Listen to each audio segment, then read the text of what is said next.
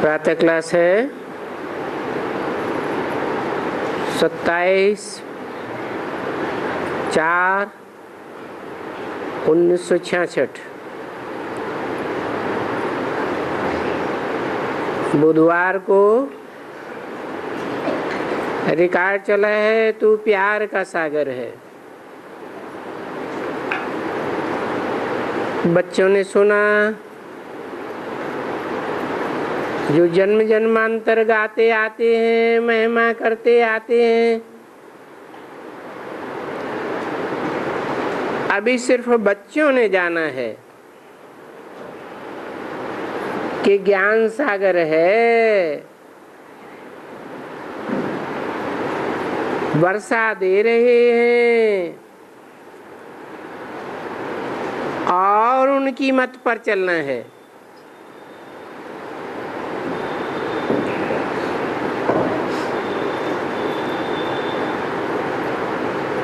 उनकी श्रीमत तो बहुत नामी ग्रामी है।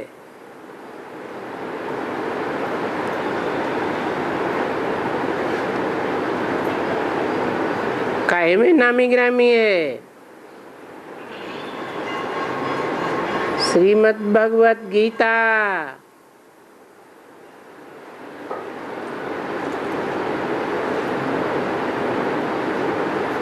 श्री श्री से श्रेष्ठ बनाते हैं।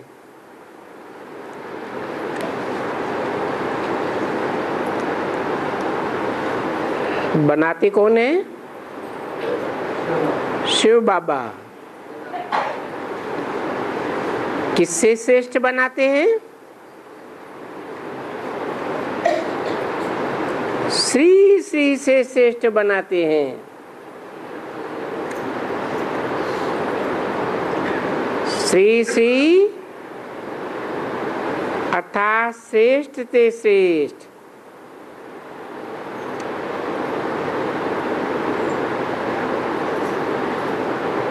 बनाने वाला शिव बाबा है, बनते हैं लक्ष्मी नारायण, यानी श्रेष्ठ बनते हैं।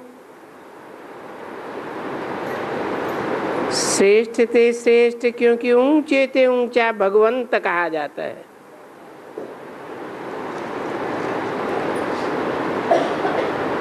तो ऊंचे ते ऊंचा कहें व श्रेष्ठ ते श्रेष्ठ कहें।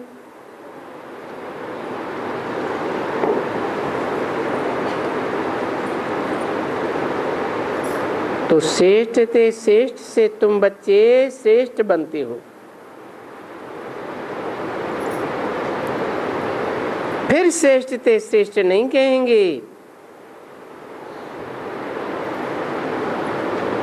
जबकि श्रेष्ठ ते श्रेष्ठ बाप खड़ा है, तो फिर बच्चों को श्रेष्ठ बनाते हैं। तो देखो श्रेष्ठ कितने बनते हो? बाप के वर्षे के लायक तो श्रेष्ठ हुए ना।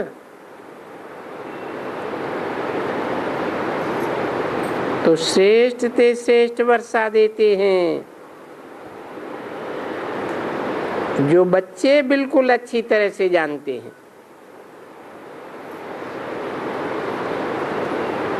क्या है श्रेष्ठ ते श्रेष्ठ वर्षा?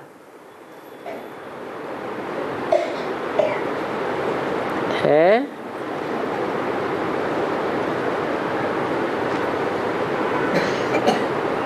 श्री श्री 108। वो तो टाइटल धराते हैं और यहाँ तो बनाने वाला आया हुआ है। 108 को श्रेष्ठ बनाता है, क्योंकि हर एक श्रेष्ठ बनने के लिए पुरुषार्थ करते हैं।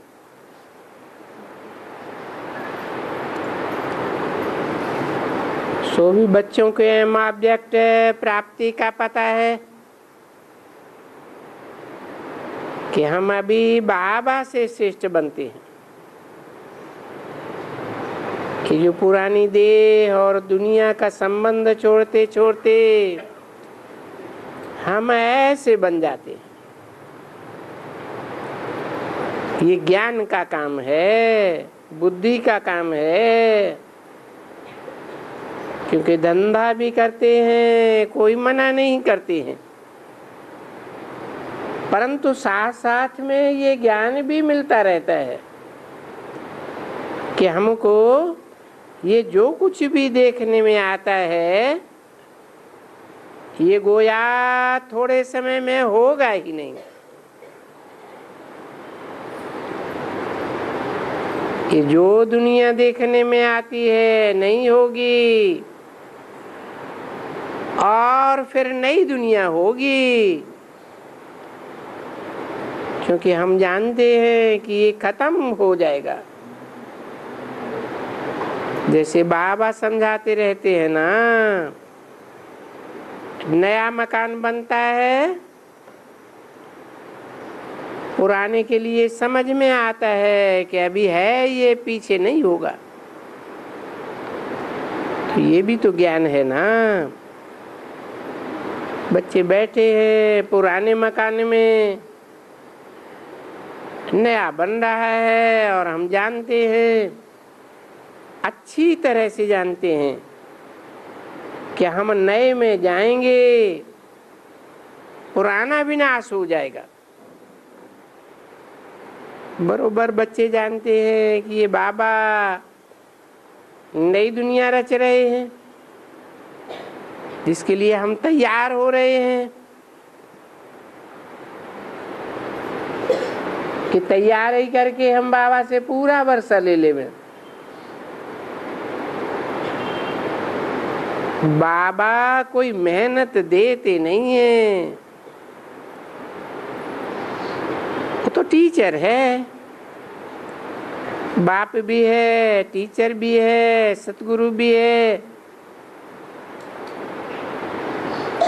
तो ये तीनों ही है। कौन?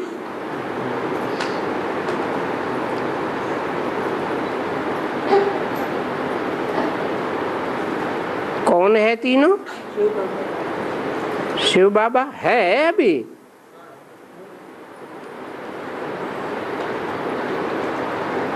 बाप भी, टीचर भी, सदगुरु भी। क्योंकि बाप का काम है पहले बीज आरोपण करना, अंत में बच्चों को वर्षा देना। वर्षा है नई दुनिया का।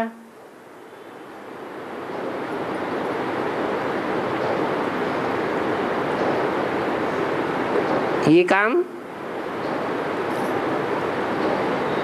ब्रह्मा के द्वारा तो नहीं होता है, ब्रह्मा के रूप में नहीं होता है। तो फिर वो कौन है जिसके द्वारा बाप का काम होता है, टीचर का भी काम होता है? टीचर है पाठ का व्याख्या देने वाला,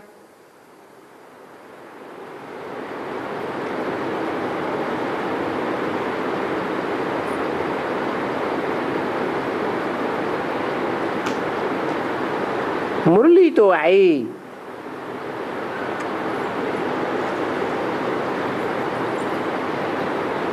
मुरली है कविता,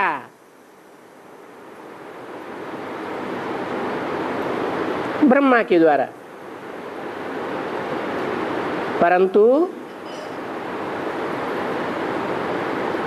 मुरली के एक एक वाक्य की व्याख्या तो नहीं आई।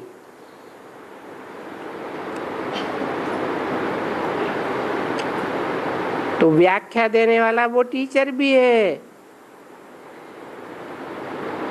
और फिर सदगति करने वाला सदगुरु भी है। पहले काहे की सदगति करता है? है? शरीर की सदगति करता है या मन बुद्धि रूपी आत्मा की सदगति करता है? मन बुद्धि की आत्मा, मन बुद्धि रूपी जो आत्मा है वो सदगति में जाती है तो दुर्गति से बच जाती है। दुर्गति है नीचे जाने की, सदगति है ऊपर जाने के लिए। बुद्धि का योग ऊपर जाता है, मन सदगति है। मनन चिंतन में नई नई बातें निकालने में, अपने 84 जन्म की हिस्ट्री जानने में बुद्धि जाती है तो सदगति है।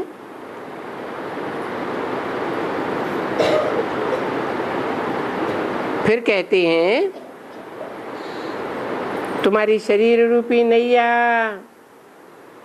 और तुम्हारी आत्मा का खेवैया एक ही है। शरीर की भी सदगति करते हैं, मना 5 तत्वों की भी सदगति करते हैं। जब तक ये 5 तत्व अर्थात प्रकृति सतो प्रधान नहीं बनी है तब तक नई दुनिया नहीं हो सकती, नहीं कही जा सकती। तो सदगुरु द्वारा सदगति, ये तीनों ही है शिवा के नाम।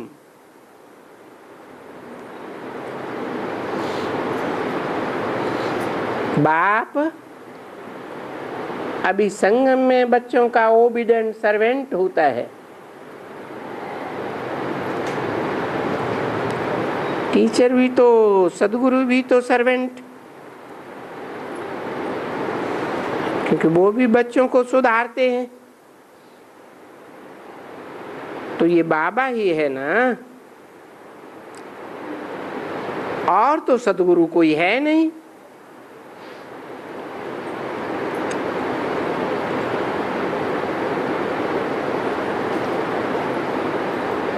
ये बाबा है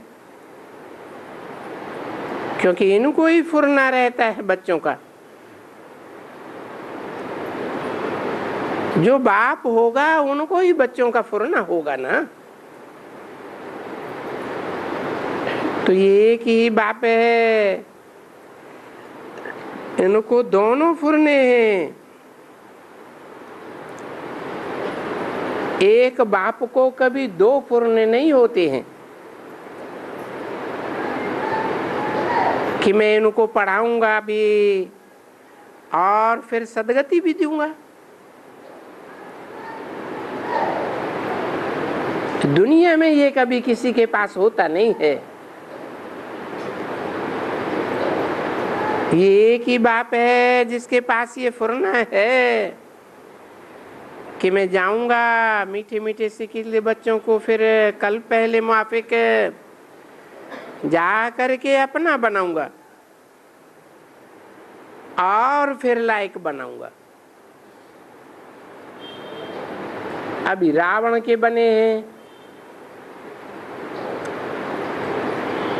फिर इन्हें अपना बनाऊंगा और ले जाऊंगा। अपना बनाऊंगा माने अभी बच्चे देवभान में हैं, फिर देवभान से छुड़ा करके आत्म की स्थिति में ले जाऊंगा।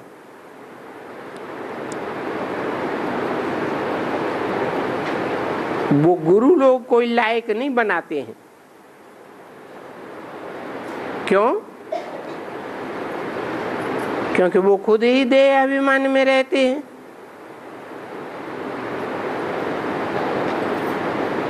बाबा तो आत्मा है, सदैव आत्मा है। मुकर्रर रथ में, मुकर्रर शरीर में प्रवेश करते हैं तो भी आत्म की स्थिति में रहते।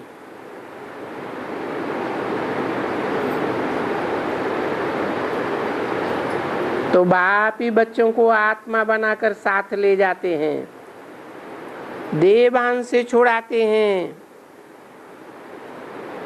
और गुरु तो कोई साथ में ले नहीं जाते, वो न खुद जाते हैं। क्यों? क्योंकि वो गुरु लोग तो जा ही नहीं सकते हैं, वो तो निवृत्ति मार्ग वाले हैं, वो तो नहीं ले जाएंगे वैकुंठ में या स्वर्ग में या नई दुनिया में। कोई भी गुरु नहीं ले जाएगा, किसकी भी ताकत नहीं है सिवाय बाप के। तो देखो, उनके तुम डायरेक्ट बच्चे बैठे हुए हो। किनके है? शिव बाबा, जो बाप भी है, टीचर भी है, सदगुरु भी है, डायरेक्ट आया हुआ है, और उनके तुम डायरेक्ट बच्चे बैठे हो, सुनते हो कि बरोबर हमको वही सच्चा ज्ञान का सागर, जिसको कहा जाता है प्रेम का सागर, सुख का सागर। देखो, बाबा ने कल सुबह कहा ना कि अपने बाप की महिमा लिखो। ये महिमा तो कोई और की हो ही नहीं सकती है। तो महिमा दिल में धारण करके नशा तो भले चढ़े ना कि ऐसा श्रेष्ठ श्रेष्ठ बाबा, श्री श्री श्री माना श्रेष्ठ, श्रेष्ठ ते श्रेष्ठ बाबा हमको इतना ऊंचा पढ़ाई पढ़ाए रहे। और ये भी कोई नई बात नहीं है, कल्प कल्प ऐसे ही पढ़ाते हैं। ऐसे भी नहीं कहते कि नहीं, ऐसे बच्चे नहीं समझते हैं कि हम अभी इस जन्म में बैरिस्टर बनते हैं, दूसरे जन्म में भी बैरिस्टर बनेंगे। नहीं, ये तुम बच्चे जानते हो। इस समय में हम कंगाल हैं, और दूसरे जन्म में बाबा आया है हमको ऊंचे ते ऊंचा पद दिलाने के लिए। और फिर कहने के लिए बच्चे,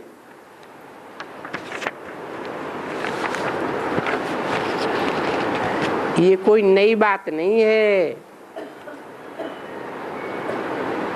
क्योंकि ये बातें सारी ही न्यारी है, बिल्कुल न्यारी बात है। 27/4/66 की वाणी का दूसरा पेज। न शास्त्रों में ये बातें हैं, न कभी सुनने में आई हैं, कुछ है ही नहीं शास्त्रों में, तो सुनेंगे कहाँ से? बाप ने आकर के बच्चों को अपना बनाया है। तो देखो, बच्चे कितने निश्चय बुद्धि वाले होते जाते हैं कि बरोबर ये नॉलेज हमको बाप ही दे रहे, और वो कहते भी हैं कि कल्प कल्प में तुमको नॉलेज देने आया हुआ हूं। देखो, ये नॉलेज देने वाला कौन है? बाप भी कौन है? वंडर है। बच्चों को कितनी खुशी, कितना नशा चढ़ना चाहिए, परंतु स्थायी नशा, स्थायी खुशी चढ़ती ही नहीं है। स्थायी खुशी चढ़ जावे तो गोया जैसे कि इम्तिहान पूरा हो जाए, क्योंकि बहुत ही वृद्धि को पाना है ना, तो थोड़ा थोड़ा आहिस्ते आहिस्ते पढ़ाई, जैसे कोई अलफ बे से लेकर के ICS तक पढ़ता है, बड़े से बड़ा इम्तिहान का टाइम तो लगता है ना, एकदम तो नहीं हो जाता है। तो इसमें इम्तिहान एक ही है, परंतु बाबा कहते हैं ना,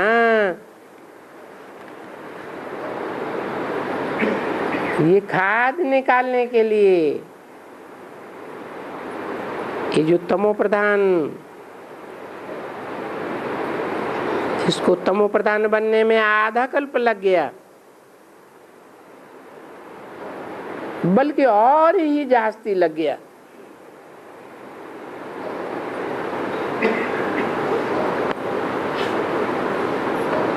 देखो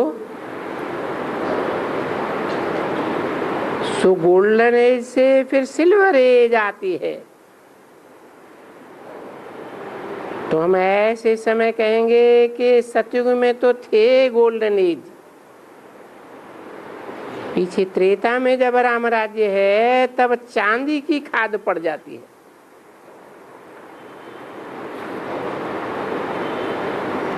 हमको इतना योग में रहना है, देखो विचार करो अपनी बुद्धि से, अच्छी तरह से विचार करो।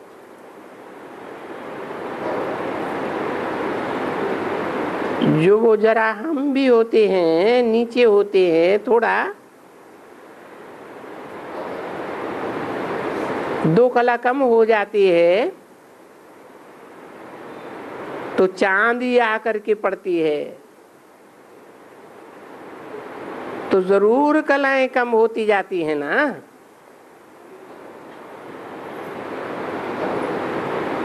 तो वो कलाएं भी कम क्यों हुई?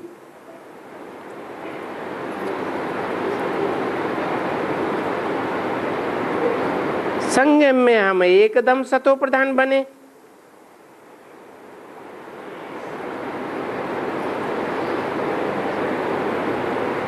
और फिर नीचे गिरते गए।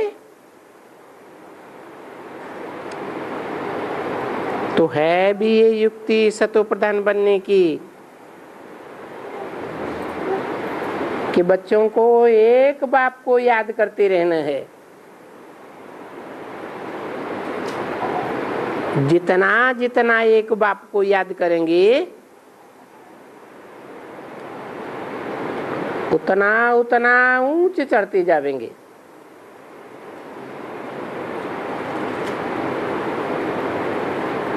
समझा कि नीचे क्यों गिरे और ऊपर कैसे चढ़ते हैं? क्यों गिरे नीचे? त्रेता में 2 कलाएं कम हुई, द्वापर में 8 कलाएं कम हो गई, कलयुग में कलाहीनता आ गई, और यहां संगम में 1 सेकंड में ऊपर। तो कारण क्या है?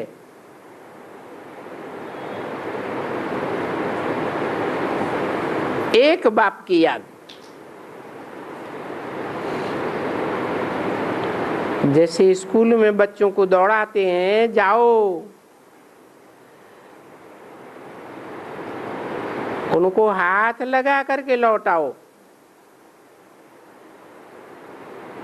अभी हम जा करके ये बुद्ध रूपी हाथ लगा करके लौट करके कोई इस दुनिया में नहीं आएंगे, हम पुरानी दुनिया में आवेंगे ही नहीं। और वो दौड़ी तो स्कूल की बात है थोड़ी सी, सो तो बहुत होता रहता है। तो बहुत करके रेसेस होती है ना, चक्कर लगा करके जा करके पहुंचने का है। यहाँ तो ये तुम जानते हो कि हमको भी बाबा को याद करते करते पहुंचना है। तुम जानते हो कि हम फिर वहां से नीचे उतरना शुरू कर देते हैं, क्योंकि वहां बाप की याद तो होती ही नहीं है,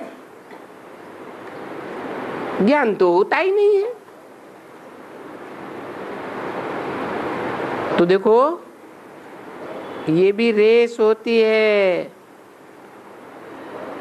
तो घंटा, 1.5 घंटा, 2 घंटा की रेस होगी।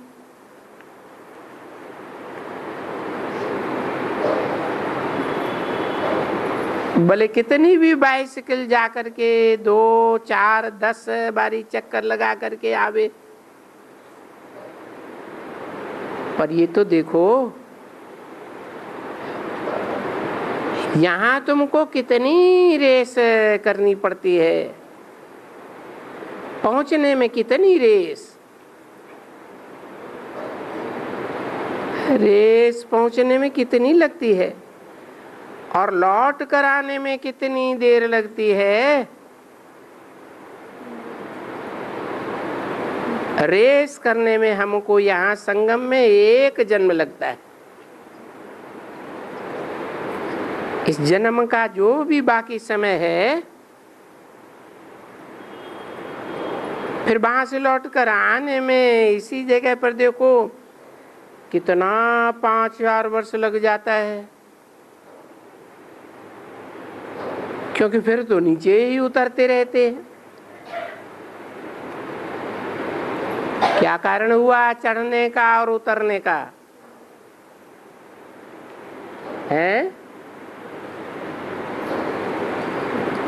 यहाँ 5000 साल क्यों उतरते रहते हैं, और संगम में हम क्यों चढ़ जाते हैं एक ही जन्म में है? लौकिक दुनिया में अनेकों का संग का रंग लगता है, और बाबा का ज्ञान तो होता ही नहीं, बाबा की पहचान तो होती ही नहीं है, तो याद आने का सवाल ही नहीं।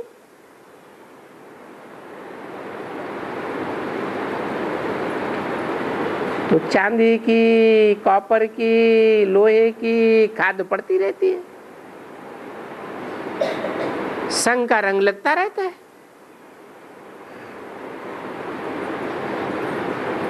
बाबा ने कहा ना,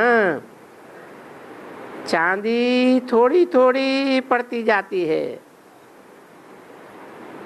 यहाँ तक के आकर के चांदी की खाद पड़ जाती है और नाम बदल जाता है सिल्वर एज, गोल्डन एज खत्म। अभी हमको गोल्डन एज में पहुंचना है, तो फिर हमको एकदम प्योर होना है।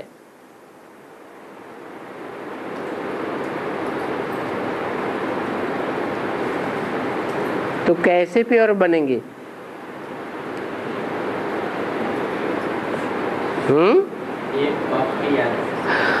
और कोई की याद ना आवे, एक बाप दूसरा न कोई। तो बच्चों को मेहनत करनी पड़े। बाबा बार बार इस योग की अवस्था को बहुत सावधानी देते हैं। किस योग की अवस्था को? कि हमारा बुद्धि का योग कोई औरों के साथ न लगने पाए, एक बाप ही याद रहे। अब भी विचारी याद, ऐसा पुरुषार्थ करने के लिए बोलते हैं।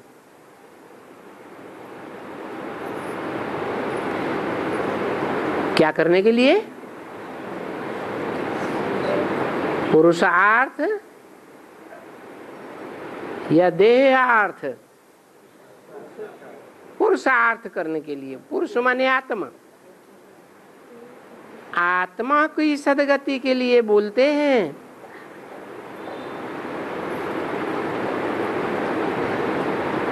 आत्मा की सदगति होगी तो शरीर की भी सदगति हो जाएगी। बाबा तो कह दिया ना, देखो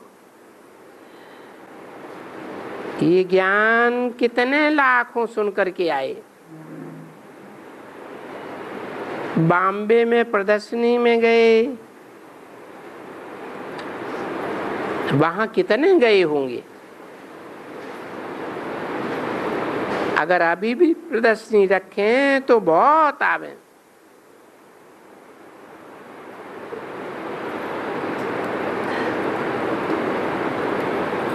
और फिर भी बॉम्बे तो बहुत दूर है, बहुत बहुत बहुत दूर, क्योंकि बहुत फैली हुई है। देखो बॉम्बे में 40 लाख आदमी, अच्छा वो बात तो छोड़ दो, जो हल्के हल्के होते हैं मेहतर भंगी गरीब, बिल्कुल आधा तो होगा। उन गरीबों को आधे से भी जास्ती समझो। जो गरीब आ भी नहीं सकते होंगे इतना दूर से,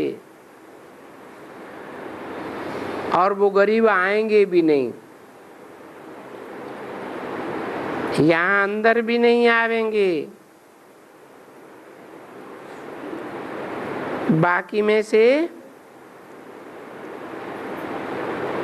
देखो फिर कितने आते हैं, थोड़े। उसमें से भी देखो क्या कोई भी निकले आकर के कोर्स लेवे 7 रोज का, या कुछ समय तक रेगुलर आते रहे, तो वो देखो निकले। तो हुआ ना कोटन में को, जो शास्त्रों में लिख दिया है नर शास्त्र कोटन में को, और कोई में भी को आकर के कोर्स उठाएंगे। तो कितनी मेहनत लगती है।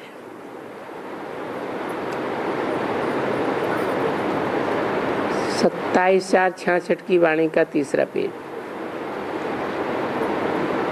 इस ज्ञान मार्ग में बच्चे समझते बरोबर है,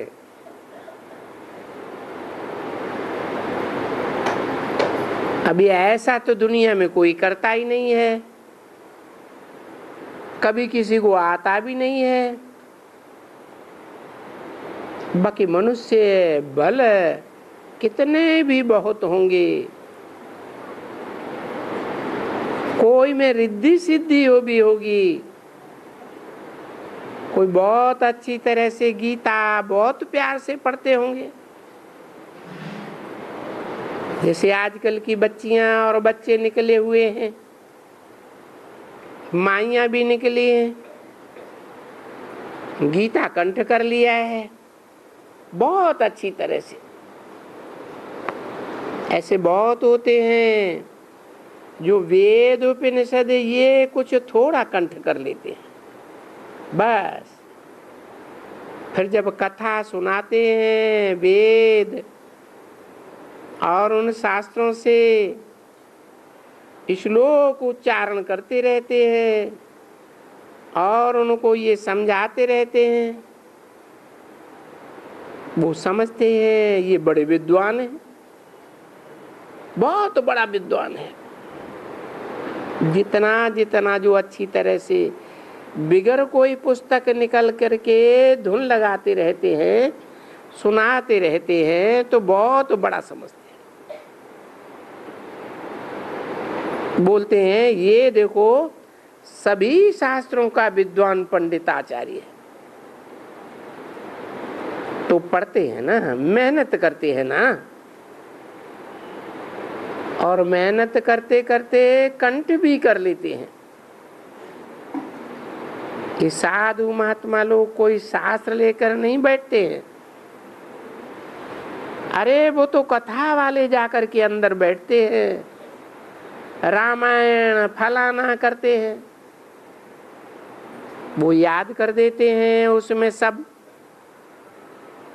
तो इतनी याद जब बहुत करते हैं तो कहते हैं कि ये तो शास्त्रों की अथॉरिटी है। देखो सभी शास्त्र बताते जाएंगे, फलाने शास्त्र में ये लिखा है, फलाने में वो लिखा है। तो शास्त्र पढ़ते हैं ना। ये बाबा तो ऐसे नहीं करते हैं। कहते हैं बाबा तो सिर्फ थोड़ी ही बात समझाते हैं। बच्चे अभी तुम तमो प्रधान बन गए हो, पतित बन गए हो। वो ऐसे नहीं आकर कहते हैं कि बाबा समझाते हैं कि तुम पतित बन गए हो, अभी तुम इस रीति से पावन बनेंगे। वो बातें वहां नहीं है, क्योंकि वो पतित पावन है। वो बातें कैसे करते हैं? तुम तो पतित पावन को बुलाते हो ना कि बाबा हम पतित बन गए हैं, आओ आकर के हमको फिर से पावन बनाओ। अभी सो पावन ये जानते हैं कि बरोबर सो पावन माना, फिर हमको जीवन मुक्ति दो।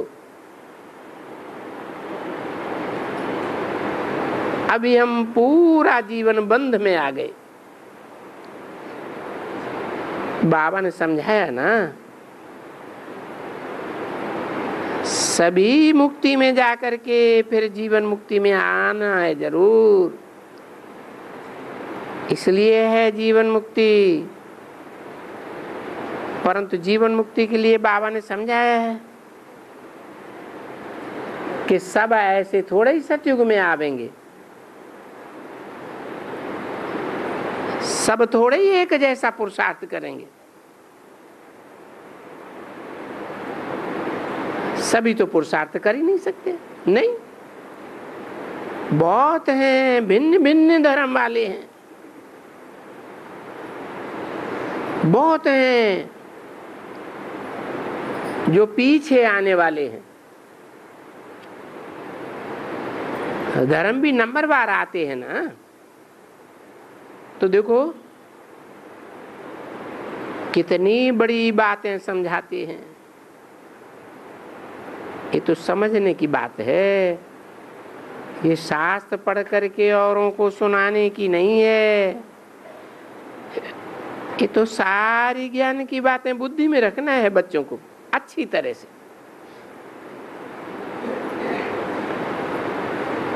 देखो बाबा ये जो षष्ठी चक्कर समझाते रहते हैं,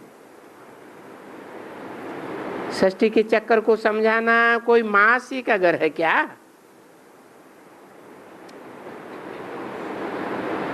हैं? ऐसे क्यों कहा? क्योंकि सारा षष्ठी का चक्कर समझाना उसी का काम है जो जन्म मरण के चक्कर से न्यारा हो, उसी को याद रहेगा। और सब आत्माएं तो जन्म मरण के चक्कर में आती हैं तो भूल जाती हैं। जब बाबा आते हैं तो ये षष्ठी चक्कर समझना भी सहज हो जाता है कि बरोबर सतयुग त्रेता द्वापर कलयुग हम समझे कि सूर्यवंशी, चंद्रवंशी, वैश्यवंशी, शूद्रवंशी। बाकी रही बात याद की, तो देखो पति मिलता है तो सारी आयु पति को याद तो करते हैं ना। कब याद करते हैं?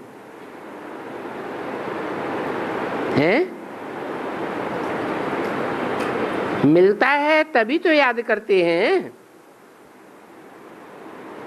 मिले ही नहीं तो याद कैसे करेंगे? कितना लव रखते हैं, क्योंकि बाप से भी लव तो होता है ना। जैसे जो स्त्री होती है ना, बच्चों से स्त्री को पति के साथ प्यार जास्ती होता है, बच्चे का इतना नहीं होता है जितना स्त्री का उनके साथ होता है। बाबा आकर कहते हैं तो मुझे साजन तो कहते ही रहते हो ना, और ये सजनी,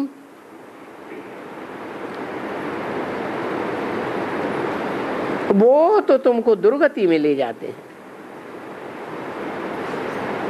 ये साजन तो तुमको सदगति, सो भी एक जन्म की नहीं 21 जन्म के लिए ले जाते हैं। तो क्यों ना ऐसे साजन को याद करना चाहिए। परंतु माया है, वो याद करने नहीं देती है। एक तो बाबा कहते हैं कि जितना तुम याद करेंगे इतना खुशी का पारा बहुत चढ़ेगा, और दिन प्रतिदिन पारा चढ़ता जाएगा। क्योंकि एक तो याद करना है, दूसरा भी बाबा ने समझाया है कि चक्कर घुमाना है। अच्छा, ये तो समझाई देंगे बरोबर, परंतु उनको समझाना है 2 बाप के ऊपर भी समझाया ना। कौन कौन से 2 बाप हैं? लौकिक बाप इस दुनिया का, और पारलौकिक बाप इस दुनिया के पार रहने वाला। पारलौकिक बाप भी बेहद का, और लौकिक बाप भी बेहद का। बाबा ने कहा है ना, तुम जाते हो नीचे से देखो, 2 बाप होते हैं ना, एक बाप होते दूसरे को याद किया जाता है, दुख में याद करते हैं, और इस बाप को सुख में सुमिरन नहीं किया जाता है। सुख में याद नहीं किया जाता है। तो ये याद करो,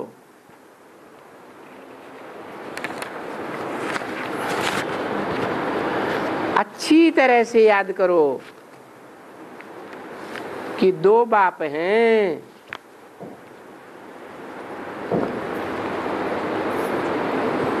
27/4/66 की वाणी का 4था पेज।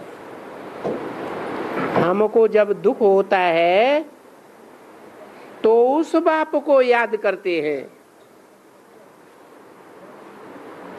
किस बाप को?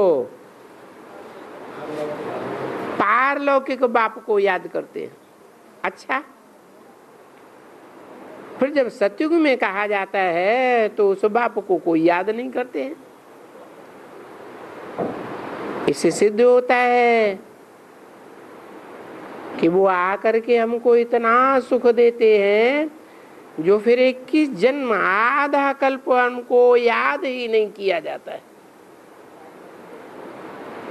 इतना सुख देते हैं।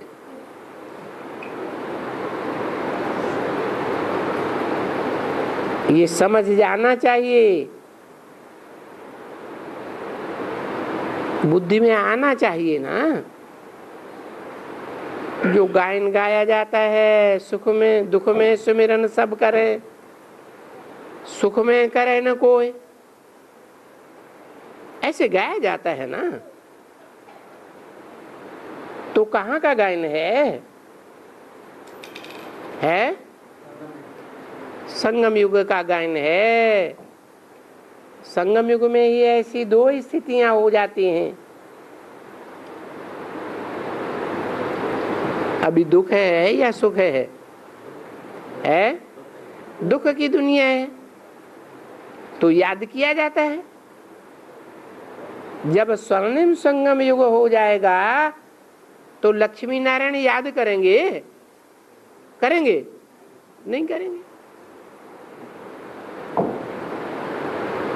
तो जरूर कोई दुख हरता ऐसा है जो सुख में याद नहीं आता है। वो सुख ऐसा करता है कि जो हमको याद भी करने की दरकार नहीं रहती। अभी अर्थ कितना सहज है देखो। ये दो बाप हुआ ना, तो बाप के लिए समझाया जाता है अच्छी तरह से कि देखो भक्ति मार्ग में दो बाप होते हैं, फिर उनको भी याद करते हैं जब दुख होता है घड़ी घड़ी, हे भगवान हे भगवान मांगते रहते हैं। भगवान हमको बेबी दो, भगवान हमको धन दो, भगवान हमको फलाना करो, ऐसा करो वैसा करो, हमारा दुख दूर करो। ऐसे भगवान को कहा जाता है ना, भगवान को भी कहा जाता है और फिर देवी देवताओं को भी कहा जाता है।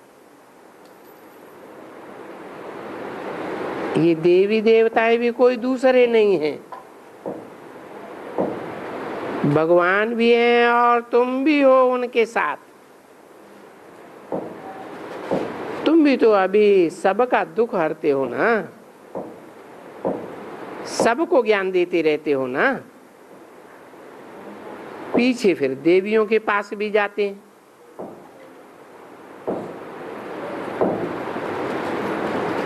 पीछे माने भक्ति मार्ग में पहले एक शिव बाबा की याद करते हैं, पीछे कलयुग में देवियों की भी याद करते हैं।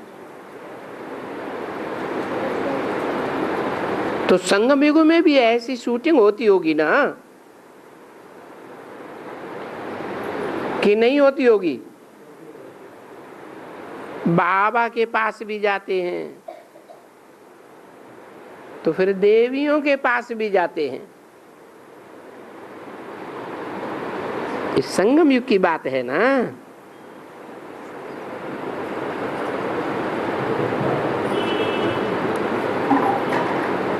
अब ये देवियां कोई दूसरी तो नहीं है ना, तुम ही तो हो ना। तो जास्ती करके देवियों के पास जाते हैं और उन देवियों का नाम भिन्न भिन्न रख दिया है।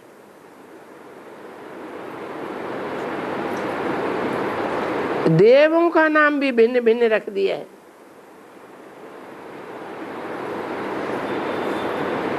हनुमान फलाना फलाना, कब उनके पास भी जाते हैं। तो वो भी तो मेल्स हो गए ना, भले वो नाम अलग कर दिया है और वो नाम भी ठीक है ना। बोलता है भाई महावीर, वो भी ठीक है। बरोबर मेल का काम है ना, महावीरता दिखाना। तो मेल की भी तो पूजा करते हैं ना। अभी नाम उल्टा रख दिया है।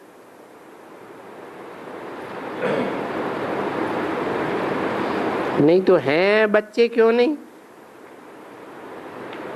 तो देखो उनकी पूजा भी करते हैं और उनके पास जाते भी हैं, कुछ न कुछ मांगते भी रहते हैं।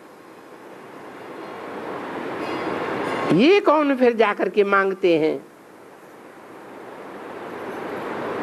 ये भी देखो कितनी गुप्त बात है। हैं? वो कौन है जो जाकर के देवी देवताओं से मांगते हैं?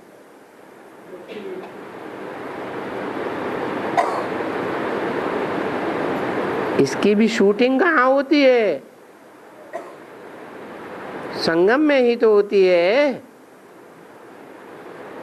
आगे थोड़े ही मालूम पड़ता था कि हम पूज्य हैं, हम फिर पुजारी बन करके फिर अपने ही रूपों की पूजा करते हैं। जब हमारी आत्माएं शुद्ध थी, हम फिर जो अशुद्ध बनते हैं तो आत्मा ही तो जाती है, आत्मा ही देवता बनती है शरीर लेकर के। वो ही आत्मा फिर आकर के पतित शरीर लेकर के वही फिर जो पावन शरीर पास्ट में होकर गए हैं उनको फिर जाकर के पूजते हैं।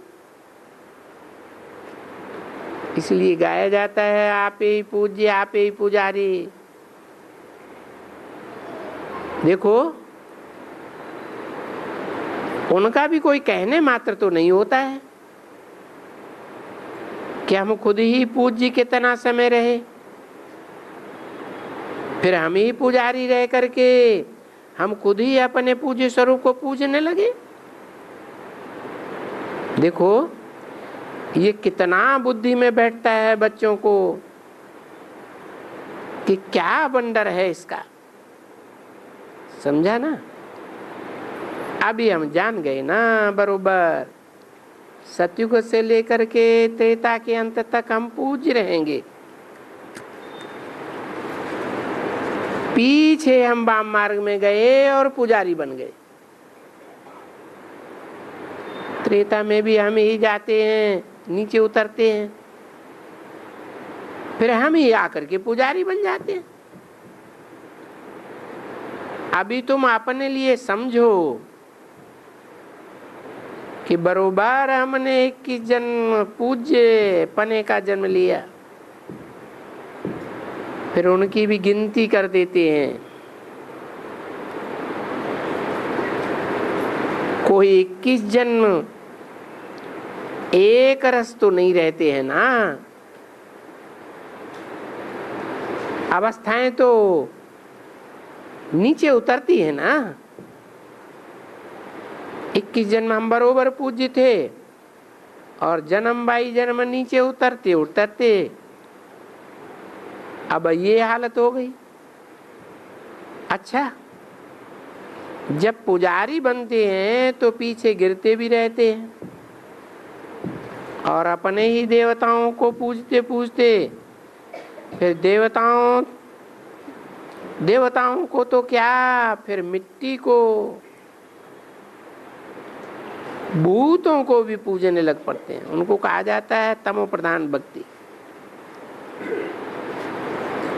फिर मिट्टी को, भित्तर को, ठिक्कर को, फलाने को, टीकरे को, सब को पूजते हैं। तो अभी बच्चों की बुद्धि में ये अच्छी तरह से याद आ गया ना, इसमें समझाने की तो कोई तकलीफ ही नहीं है अब कि मनुष्य ही 84 जन्म भोगते हैं तो जरूर नीचे आवेंगे ना। देखो 84 जन्म नीचे आकर के जाकर के पतित बनते हैं, फिर उनको ऊपर चढ़ना जरूर है। पहले जन्म में जाना है तो 84 जन्म की कहानी वो तो तुमने सुनी। बाबा ने कहा ना, तुम अपने 84 जन्मों को नहीं जानते हो। 27 से 66 की वाणी का 5वां पेज। अभी उनसे समझा कि 84 जन्म से 21 जन्म तुम पूज्य बनते हो।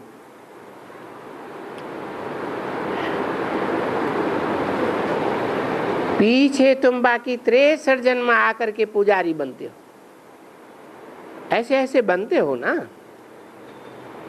तो ये याद रखना चाहिए ना। फिर जब हम पुजारी बनते हैं तो फिर मांगते रहते हैं।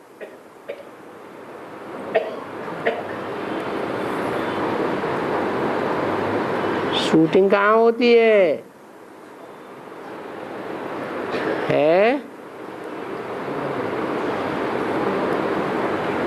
संगम युग में कैसे? तुम्हारी शूटिंग कैसे होती है?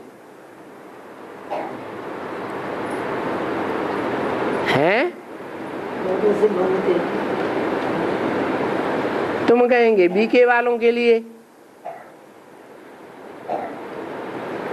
बाबा कहते तुम भी तो पूज्य से पुजारी बनते हो ना।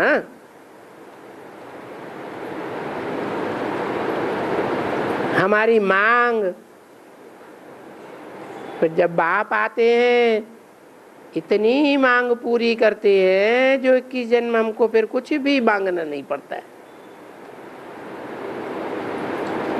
क्योंकि मांगने के वक्त में ईश्वर को याद किया जाता है, हे भगवान हमको ये दो। देखो, कभी भी उनसे पूछो ये किसने दिया? भगवान ने दिया। भगवान ने दिया है, दूसरा ले गया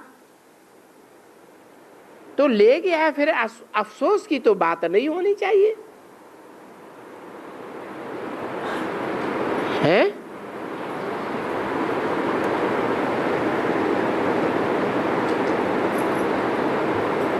बीके के जिज्ञासुओं को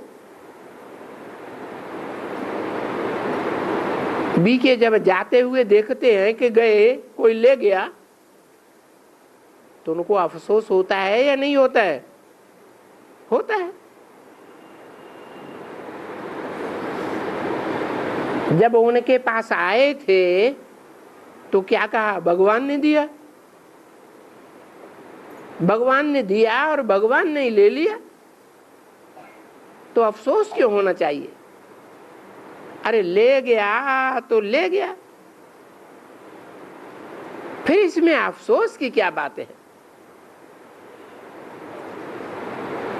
दिया किसने? जिज्ञासु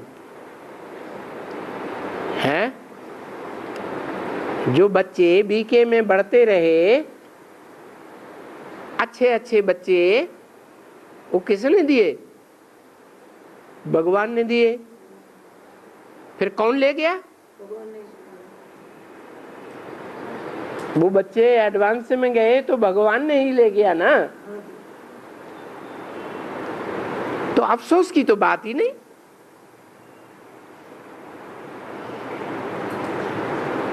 नुकसान भी होता है ना, फलानी चीज ऐसे गई, अच्छा ये कलब पहले भी हुआ होगा, तो अफसोस क्यों होना चाहिए? वो खुद अपनी ही दुनिया में रहना चाहिए, याद में। क्योंकि मुख्य बात है याद करने की। याद करने से तो हमारा विकर्म विनाश हो जाएगा। तो हम जो भ्रष्ट आकर के बने हैं सो श्रेष्ठ बने याद से। क्योंकि श्रेष्ठ से भ्रष्ट, भ्रष्ट से श्रेष्ठ, ये चक्कर सारा है। 21 जन्म श्रेष्ठ नंबरवार, फिर 63 जन्म भ्रष्ट नंबरवार।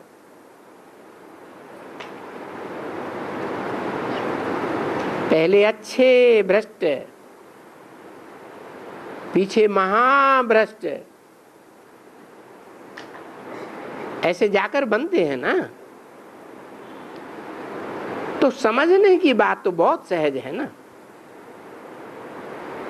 कोई डिफिकल्टी तो बच्चों के लिए है ही नहीं, बिल्कुल। समझाना भी बहुत सहज है, धारणा भी करनी चाहिए। बच्चे याद करते हैं कि हमको शिव बाबा पढ़ाते हैं।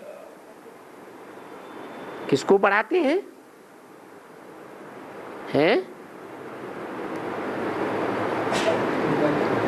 आत्माओं को पढ़ाते हैं।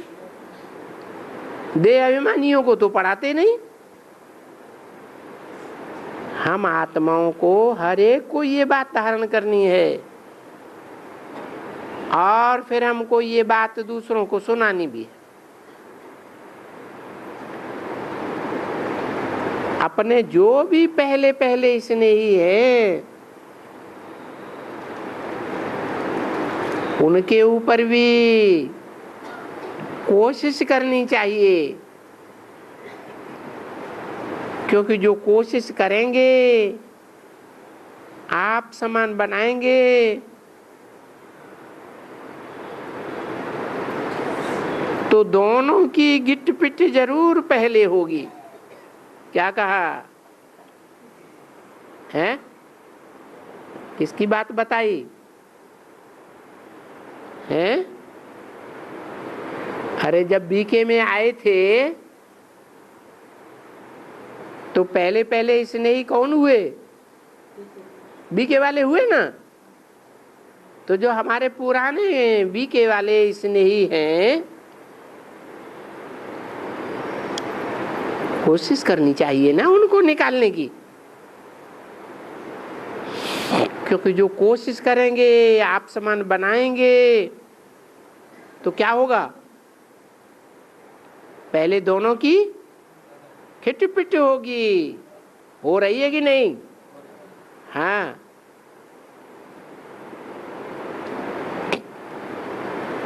तो देखो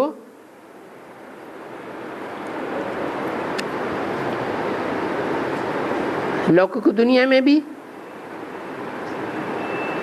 पति आते हैं ज्ञान में, पत्नी नहीं आती है, या पत्नी आती है पति नहीं आते हैं। पहले तो पति पत्नी आपस में स्नेही थे या नहीं थे? हैं? फिर ज्ञान में आ जाता है कोई तो फिर उनको निकालने में खिटपिट होगी कि नहीं होगी? होती है। तो यहाँ भी यहाँ है फिर ब्राह्मणों की दुनिया की बात। ब्राह्मणों की दुनिया में एडवांस वालों के जो पहले स्नेही थे कि नहीं? हम जब बेसिक ज्ञान में आए तो हमारे स्नेही वो बने या लौकिक दुनिया के संबंधी ज्यादा स्नेही हमने समझे? बीके वालों को समझा। तो उनको निकालना चाहिए ना, और निकालेंगे तो क्या होगा? है झगड़ा। कुछ झगड़ा होगा या नहीं होगा? झगड़ा तो होगा। तो घर घर में झगड़ा चल जाता है। तो पहले तो उस झगड़े को मिटाना पड़े। क्या कहा? उस झगड़े को मिटाना है या बढ़ाना है? मिटाना पड़े। परंतु नहीं, ड्रामा में ये झगड़ा है ही है। नूंद है तो मिट भी नहीं सकते झगड़े, क्योंकि झगड़ों की नूंद है। झगड़ों की नूंद है तभी तो झगड़े होते हैं ना। फिर हम कहते हैं कल पहले भी ऐसे झगड़ा हुआ होगा।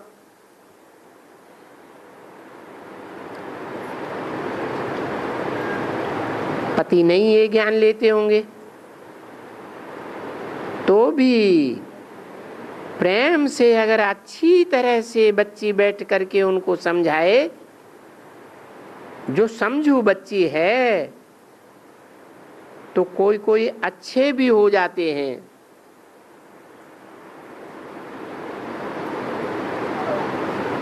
क्या कहा?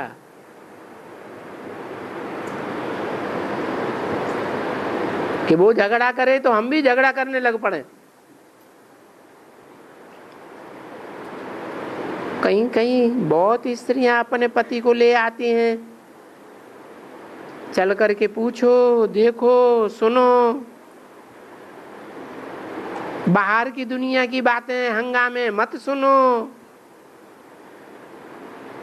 क्योंकि आगे भी तो कहा है ना, ये ऐसा था ऐसा था। शास्त्रों में कहाँ की बातें लिखी हैं?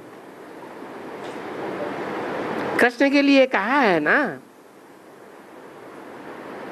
अभी तो कोई कृष्ण के लिए कह नहीं सकते हैं, ऐसे भी नहीं कोई कृष्ण के आगे आ न सके, क्योंकि जो संगम युगी कृष्ण है वो साधारण है या असाधारण है? असाधारण है? अरे बाप नहीं, बच्चा। बाप तो शिव है,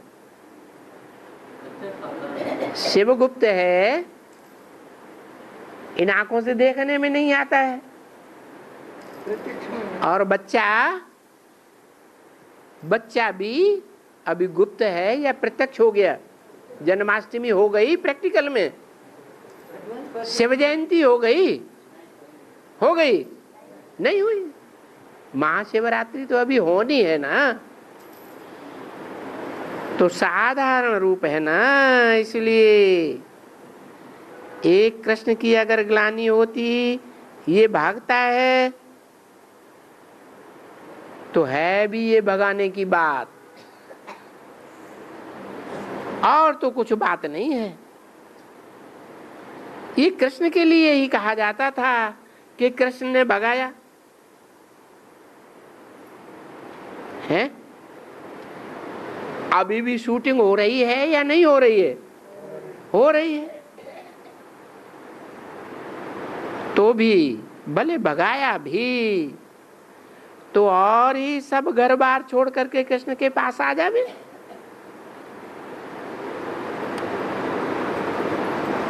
आ जावे ना, अगर कृष्ण होवे तो। परंतु वो तो नहीं है ना, कृष्ण सजे सजाए रूप में है अभी नहीं, वो तो साधारण रूप में है। गाली कृष्ण तो नहीं खा सकते ना, क्योंकि वो कृष्ण तो 16 कला संपूर्ण होता है, और ये साधारण रूप कलाहीन है या 16 कला संपूर्ण। जरूर कोई दूसरी आत्मा आसामी होगी जिसको गाली मिलती थी या अबलाओं के ऊपर अत्याचार होते थे।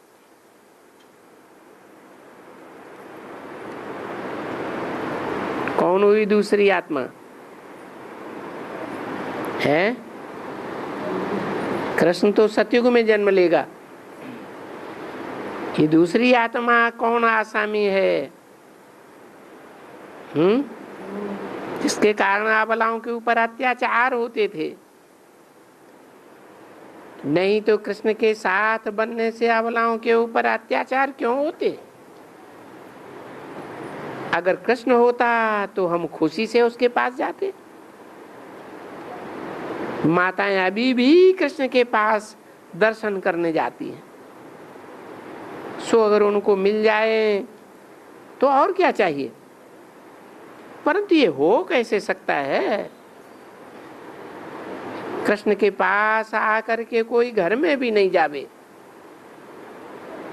और कृष्ण तो आ भी नहीं सकता है ना। अभी इस दुनिया में आ सकता है तो देखो, अभी इतना प्रदर्शनी हुआ, भले ये लिख करके आए होंगे, हमारे पास अभी लिखत आई नहीं है, परंतु तो भी इतना डंका मार करके किसको नहीं समझाया है। अरे भाई, ये गीता का निषेध किया हुआ है,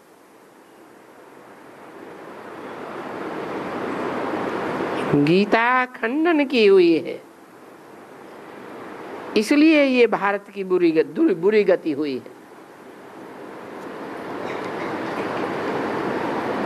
इसलिए आकर के इस राज को समझो।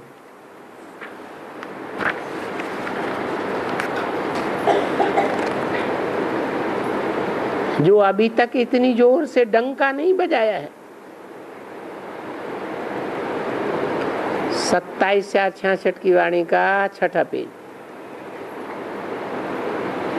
वो कृष्ण आएगा,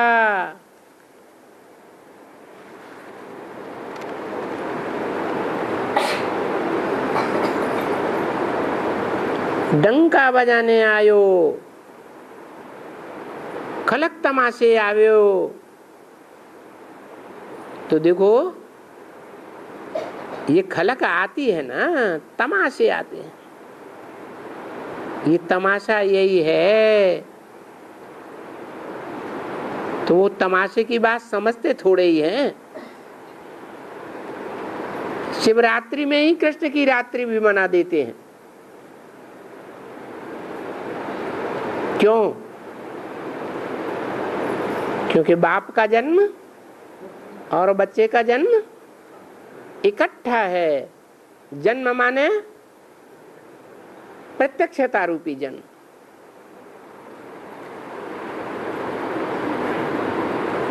जब ये प्रत्यक्षता होती है तो डंके बजाते हैं।